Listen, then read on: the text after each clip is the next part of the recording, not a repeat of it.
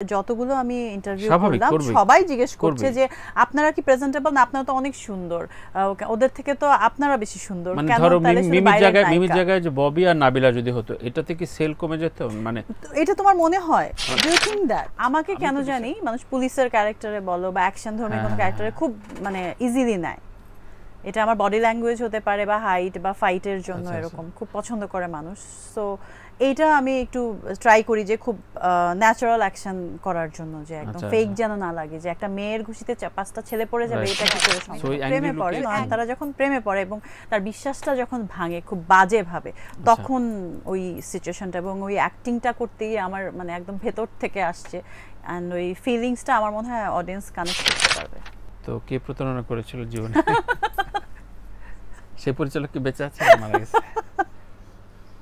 Hints দাও এমনি একটা। সবাই বেঁচে আছে, বেঁচে থাকুক, ভালো থাকুক তাদের।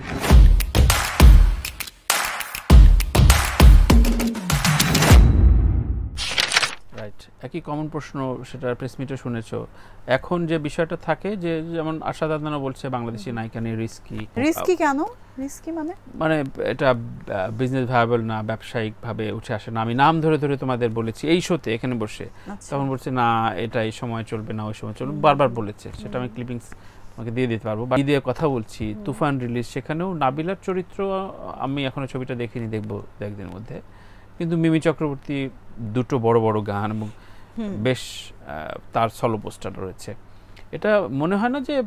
ঠিক আছে সাকিব তো আমাদের, ববি না হোক, নতুন নতুন মেয়েদের প্রথমে আমাদের তারপরে অন্যদের, রাইট? যেমন আমি আগে তোমাদের তারপরে অন্যদের, তাই না? আমাদের দেশের সবকিছু আগে। মানে যখন দক্ষিণে নয়নতারাকে, দীপিকা নয়নতারা, সো নয়নতারাকে নিয়ে যখন রিলিজের আগে কিন্তু খুব কথা উঠছিল যে কেন দক্ষিণী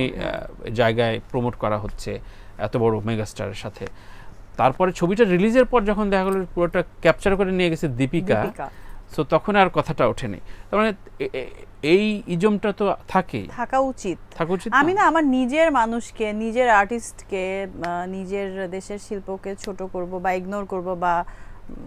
অন্যদেরকে প্রায়োরিটি, আমি বলছি না যে ওদেরকে প্রায়োরিটি দিব না, বাট আগে তো নিজের মানুষকে প্রায়োরিটি দিতে হবে। অ্যান্ড আমাকে এই কোশ্চেনটা ঈদের যতগুলো আমি ইন্টারভিউ করলাম সবাই জিজ্ঞেস করছে যে আপনারা কি প্রেজেন্টেবল না, আপনারা তো অনেক সুন্দর, ওদের থেকে তো আপনারা বেশি সুন্দর। মানে ধরো মিমির জায়গায় যে ববি আর নাবিলা যদি হতো, এটাতে কি সেল কমে যেত? মানে এটা তোমার মনে হয়? Do you think that? আমি তো বিশ্বাস করি না। হ্যাঁ, এটা আমিও বিশ্বাস করি না, নট অ্যাট অল। এটা আমিও বিশ্বাস করি না। ঈদের ক্ষেত্রে দেখা যায় যে তুমি বাবার সাথে যেমন সিনেমা দেখতে গিয়েছো, তোমার অনেক স্ট্রাগল পিরিয়ড রয়েছে ফ্যামিলির সাথে, তারপরও রিসিভ করার ছবি কোনটা? যে না আমার মা ছবি দেখেন না, একটা ছবি দেখেনি এ পর্যন্ত মনে হয় না, বা দেখলেও হয়তো আমাকে জানাতে চায় না। বাবা দেখেছে, বাবা আমার নাটক দেখেছে, টিভিতে দেখেছে, ফিল্মও দেখেছে। আমি আসলে আমার বাবার ছেলে, মানে ওরকম করে আমি বাবার সঙ্গে বেড়ে উঠেছি একটু সব সময়। সো একটু নারীবাদী ছবি হলেই বাবা বেশি পছন্দ করতো, আমি দেখতাম যে নারী ওরিয়েন্টেড গল্পগুলোই, অ্যাকশন জেসমিন, তারপরে বিচরি, এগুলো বেশি তার পছন্দ ছিল। এখন নিজের শোল্ডারে থাকে। এখন যেমন আমরা রোমান্টিক ফিল্ম করি বা হিরোর অ্যাকশন থাকে, তখন কিন্তু একটু ইজি থাকি যে ওকে ফাইন, মানে হিরোর তো আছে কাজটা, আমাকে এতটা ইয়ে করতে হয় না, ওইটা তো আছে কিন্তু এতটা না। কিন্তু নিজের উপর যখন আসে তখন কিন্তু 2000% এফোর্ট দিতে হয় এবং আমি সেটা দেই। মানে অ্যাকশন প্যাটার্ন একদম, হ্যাঁ, অ্যাকশন প্যাটার্নগুলো খুব স্ট্রং হতে হয় এবং মানুষকে বিশ্বাস করাতে হবে যে আমি ঘুষি মারছি, সবাই ঠাস করে পড়ে যাচ্ছে। এবং আমাকে কেন জানি মানুষ পুলিশের ক্যারেক্টারে বলো বা অ্যাকশন ধর্মী কোনো ক্যারেক্টারে খুব মানে ইজিলি নেয়। এটা আমার বডি ল্যাঙ্গুয়েজ হতে পারে বা হাইট বা ফাইটের জন্য এরকম খুব পছন্দ করে মানুষ। সো এইটা আমি একটু ট্রাই করি যে খুব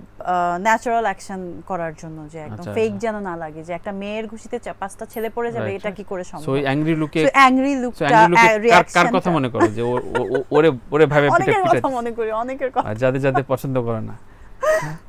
রাইট, ওরে ভাবে মারে দিয়ে একদম। আচ্ছা, সিকোয়েন্সে অবশ্যই অ্যাকশন ডিরেক্টর গুলো প্যাটার্নটা আলাদা থাকে, মেইন ডিরেক্টর বাইরে অ্যাকশন ডিরেক্টর থাকে, তাদের কমপ্লিমেন্টটা কিছু মানে আমি একটু ডিরেক্টরের বাইরে অ্যাকশন ডিরেক্টর মোস্ট ইম্পর্টেন্ট। আমার বাংলাদেশে অ্যাকশন ডিরেক্টর যাদের সঙ্গে কাজ করেছি খুব হ্যাপি। এবং আমি যখন প্রথম ইন্ডাস্ট্রিতে এসেছি, শহীদুল ইসলাম খোকন স্যার আমাকে দেখে বলেছে, আমি ওকে নিয়ে, উনি মারা যাওয়ার কিছুদিন আগের কথা বলছি, আমার খুব প্রিয় মানুষ, আমার মানে দুর্ভাগ্য যে আমি কাজটা করতে পারিনি, উনি মারা গেছেন। তো উনি বলছে আমি ববিকে নিয়ে নেক্সট বড় একটা অ্যাকশন ফিল্ম করছি একদম মানে উনি একদম সবার অনেকে ছিল এখানে যে ডিক্লেয়ার করে দিলাম ঠিক কিছুদিনের মধ্যেই উনি মারা গেছেন আমি মানে I was so heart broken এত গুণী একজন ডিরেক্টর মারা গেছেন তার উপর আমাকে একটা স্বপ্ন দেখিয়েছিলেন যে ওইটা পরে সো আমাকে ওদের সঙ্গে কাজ করতে ওরা খুব ইজি ফিল করে আমি তখন ওই ফিলটা দেই না যে আমি হিরোইন আমি এটা করতে পারবো না ওইটা করতে পারবো না অ্যাকশন ডিরেক্টরকে বা সাথে আমার যারা ফাইটার থাকে আমাকে খুব পছন্দ করে আচ্ছা আচ্ছা অ্যাকশন ফিল্ম যখন করি এমন না যে আপা ব্যথা পেয়ে যাবে বা কিছু আমরা হ্যাঁ দেন যেভাবে হোক এটা আমি রিসিভ করছি বা আমি দিচ্ছি করছি সো আমি ওইভাবে খুব ফ্রেন্ডলি একটা এনভায়রনমেন্ট রাখার চেষ্টা করি যেন মনে হয় না যে আমি ফিমেল সো উনি একটু কম রিয়াকশন দিবেন বা আমাকে ধরবে একটু হালকা করে ধরবে ব্যথা দিবেন না বা আমি জাম্প করছি ওইটা যেন মানে একটু মেলি হয়ে আমি চেষ্টা করি এটা আমি এখনো চেষ্টা করি আর বাইরে যখন কাজ করেছি থাইল্যান্ডে আইসল্যান্ডে বা ইয়েতে ওরাও বিশেষ হিউজ একদম হিউজ আমার মনে আছে শতাব্দী রয়ের সঙ্গে আমার একটা অ্যাকশন সিন ছিল একদম সারা রাত ভোর পর্যন্ত তো ওইখানের থাইল্যান্ডে তো ওরা মানে আমি করছি সিন মানে উনি তো একটু পর ব্রেক নিচ্ছেন না এইজের ব্যাপার বা একটা ফিমেল তো আমাকেও বলছে তোমার ব্রেক লাগবে বা কিছু না ইটস ওকে আমি শেষ করে দিই কারণ আমার গানের শুট আছে বলে ওয়াও মানে সত্যি মানে এরকম হ্যাঁ ফিমেল একজন অ্যাক্টরকে যখন এরকম দেখে ওরাও খুব তখন ফান মুডে থাকে ওকে ব্রো এরকম করে কাজ করে তো আমার খুব মজা লাগে এটা আমি এটা ফিলটা দেই না যে ওকে আমি মেয়ে সো আমাকে একটু আস্তে করে বা এরকম করে দাও ম্যাক্সিমাম এখন অ্যাকশন কিছু না কিছু থাকেই মেয়েদের আমি দেখলাম যে এবং মানুষ এটা খুব এনজয় করে হলে এগুলো এই জনরার ছবি তোমার প্রিয় নিশ্চয়ই প্রিয় আমার এটাও প্রিয় বিকজ মানুষ আমাকে এটাতে এতটা ভালোবেসেছে এতটা পছন্দ করেছে ওই জন্য আরো বেশি প্রিয় হয়ে গেছে বাট অ্যাজ এ পার্সন আমি খুব ডিপ গল্প পছন্দ করি যেটাতে আমাকে মানুষ কখনো দেখে নাই ময়ূরাক্ষীতে একটু দেখবে হয় অ্যাকশন ক্রেজি এবং এই জায়গাটাই সফল ববি কিন্তু যখনই নায়িকা চরিত্রে কোনো ছবি দেশে না দেশে বিদেশে যেখানে করা হয় একটা ছক বাঁধা হয় যে সেই নায়িকাটা কোনো ডিরেক্টর দ্বারা প্রভোক্ট হবে নয়তো ওর একটা এক্সট্রা ম্যারিটাল অ্যাফেয়ার থাকবে ওর সাথে একটা ঘটনা ঘটবে মানে নারী খুবই দুর্বল ওখানে এটা দেখাতেই এটা কি দর্শকরা দেখতে পছন্দ করে কোনটা এটা মনে হয় যে অ্যাজ এ অডিয়েন্স আমি যখন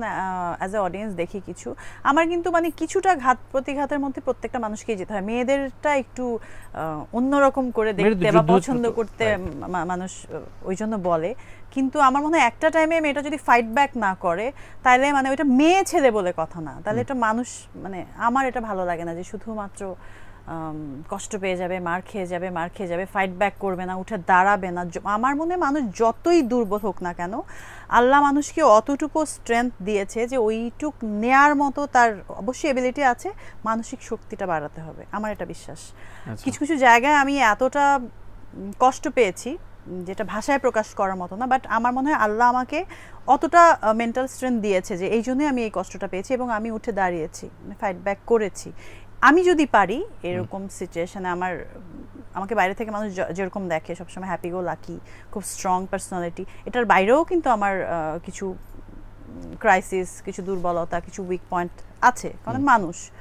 সো আমি যখন পেরেছি সবাই পারবে ময়ূরাক্ষীর সবচেয়ে মানে পিক পয়েন্ট কোনটা কোন জায়গাটা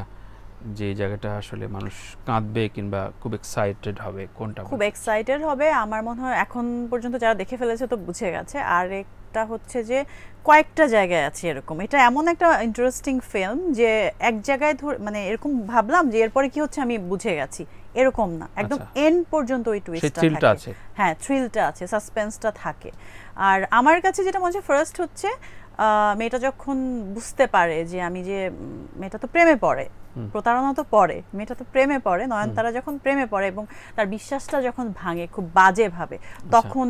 ওই সিচুয়েশনটা এবং ওই অ্যাক্টিংটা করতে গিয়ে আমার মানে একদম ভেতর থেকে আসছে অ্যান্ড ওই ফিলিংসটা আমার মনে হয় অডিয়েন্স কানেক্ট করতে পারবে তো কে প্রতারণা করেছিল জীবনে সে পরিচালক কি বেঁচে আছে মারা গেছে হিন্টস দাও এমনি দুইটা সবাই বেঁচে আছে বেঁচে থাকুক ভালো থাকুক তো সুমিত এবং দীপ কাজ করেছে এবং দুজনেরই পোর্টফোলিও যদি আমি বিচার করি অবশ্যই ববির অনেক জুনিয়র সো ওই যে ওই ব্যাপারটা যে আমি লিডারশিপে থাকবো ছবিতে না ওরা কেমন করেছে বেসিক্যালি ভালো করেছে খুব ভালো করেছে এটা মানে পুরো টিমই খুব ভালো করেছে এবং সুমিতের ক্যারেক্টারটা খুবই ইন্টারেস্টিং ছিল একটা ডিরেক্টর আসলে অনেক কিছু হ্যান্ডেল করতে হয় প্রোডিউসারের ট্যান্ট্রাম নায়ক নায়িকার সিচুয়েশনটা ইনভেস্টমেন্টটা ওর আনতে হয় ফর ফিল্মটা রিলিজ পর্যন্ত তার যে একটা মানে হেডেক হয়ে যায় এরকম এইসব কিছু ব্যাপার থাকে অ্যান্ড দীপ ডিড সুপার আমি বলবো প্রথম দিকে আমি এত বুঝি নাই বাট আফটার সাম টাইম আমি যখন স্ক্রিনে ওর এগুলো দেখছি আমার মনে হচ্ছে যে ফাইন এটাই দরকার ছিল জিমি ক্যারেক্টারটা জাস্ট লাইক এটাই হওয়া দরকার ছিল কারণ একটা নায়িকার প্রেমে একটা বাইরে থেকে ছেলে আসে একটা বিজনেসম্যান ঠিক ওরকম একটা ক্যারেক্টার দরকার ছিল